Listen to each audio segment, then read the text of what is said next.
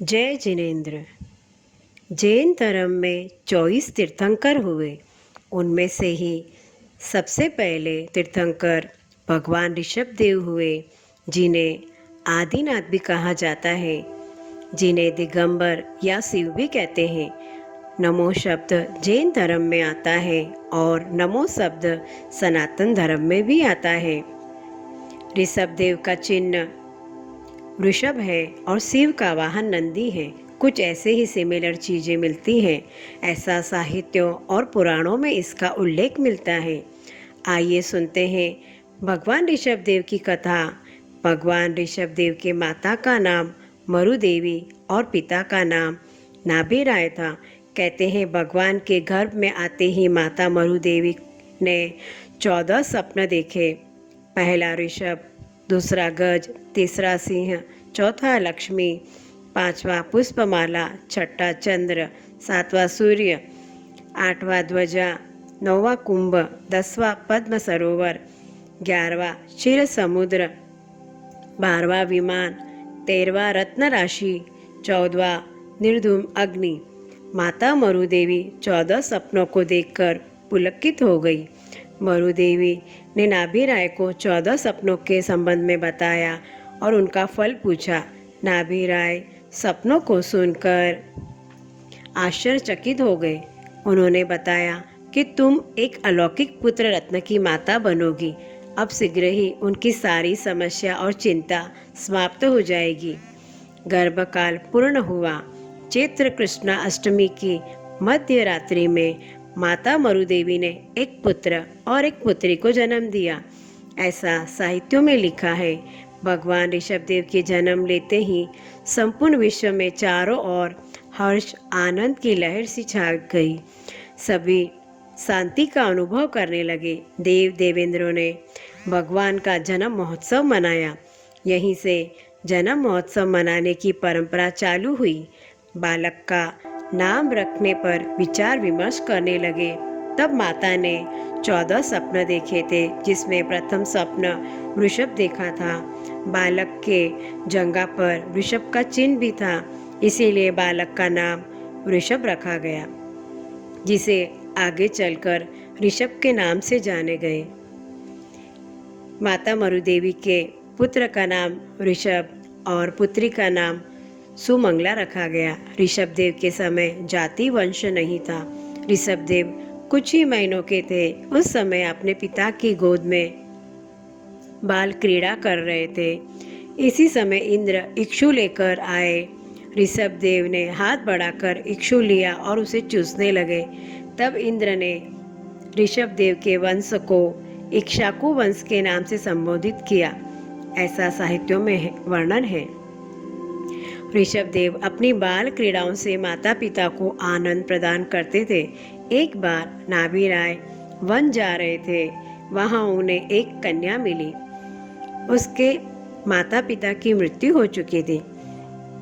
नाभि राय ने कन्या को अपने भवन में ले आए और कहा, यह बड़ी होकर ऋषभ की पत्नी बनेगी। उस बालिका का नाम सुनंदा रखा गया। सुनंदा, सुमंगला और ऋषभ साथ साथ खेलते थे। युवा होने पर ऋषभ देव का विवाह सुनंदा और सुमंगला के साथ हुआ। वर्तमान समय में भाई बहन से विवाह नहीं कर सकता, लेकिन उस समय का यह प्रथम विवाह था।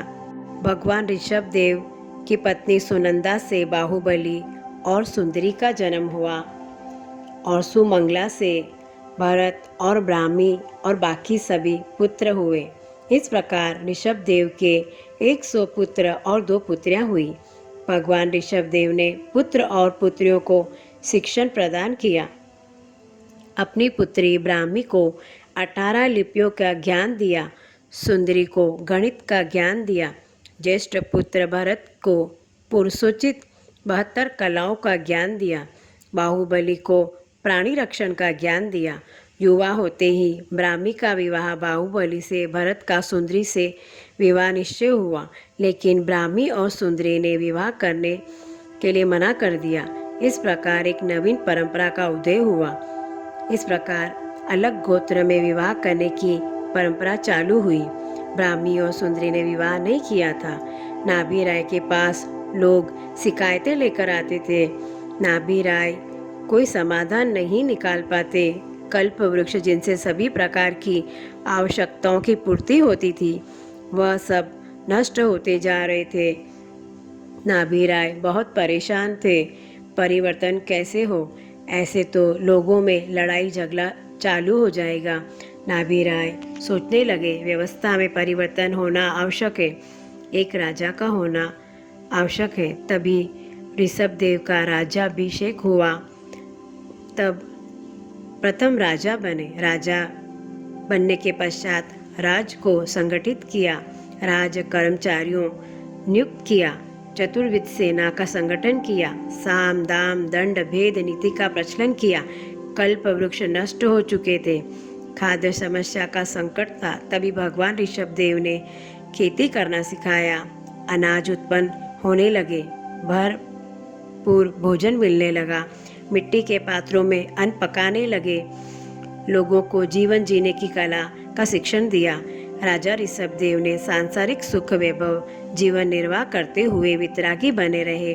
उन्होंने भरत को अयोध्या का सिंहासन सौंप दिया, बाहुबली को तक्षशिला का राज्य दिया, शेष राजकुमारों को भी राज सौंप दिया। तत्पश्चात संसार त्यागने का निश्चय किया। 4000 भव पुरुषों ने उनके साथ दीक्षा व्रत अंगीकार करना स्वीकार किया। सभी पुत्रों को बुलाकर अपनी भावना प्रकट की। चैत्र कृष्णाष्टमी के दिन विनीता नगरी से निकलकर सिद्धार्थ उद्यान में अशोक वृक्ष के नीचे सर्वप्रथम अणगार बने, सिर के बालों का लोच किया। भगवान ऋषभदेव के साथ उग्रवंश, भोगवंश, राजवंश, क्षत्रिय वंश के 4000 भव जीवों ने संयम व्रत अंगीकार किया। ऋषभदेव ने विनीता नगरी से व्यवहार किया। उन्होंने लोगों को जीवन जीने की कला सिखाई।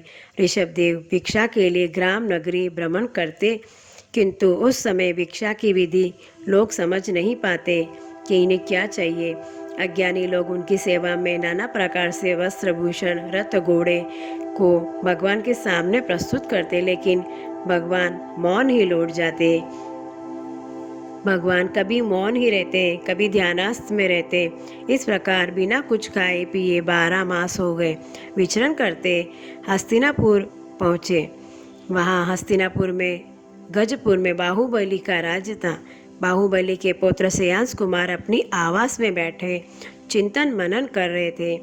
ऐसा करते समय उन्हें प्रसन्नता का अनुभव हुआ, जैसे उनके हाथों से कोई महान कार्य होने वाला हो। तब श्रेयांश कुमार को भगवान ऋषभदेव आते हुए दिखे। जैसे ही वह दिखे, वो प्रसन्न हो गए।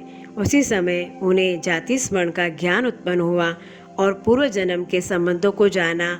यह भी जाना कि भगवान 1 वर्ष से निराहार है, भिक्षा नहीं मिली। श्रेयांश कुमार भगवान को देखते ही वंदन नमस्कार किया, आहार के लिए विनती की। श्रेयांश कुमार ने शुद्ध आहार के लिए कहा। इक्षु रस के सिवा और कुछ नहीं था।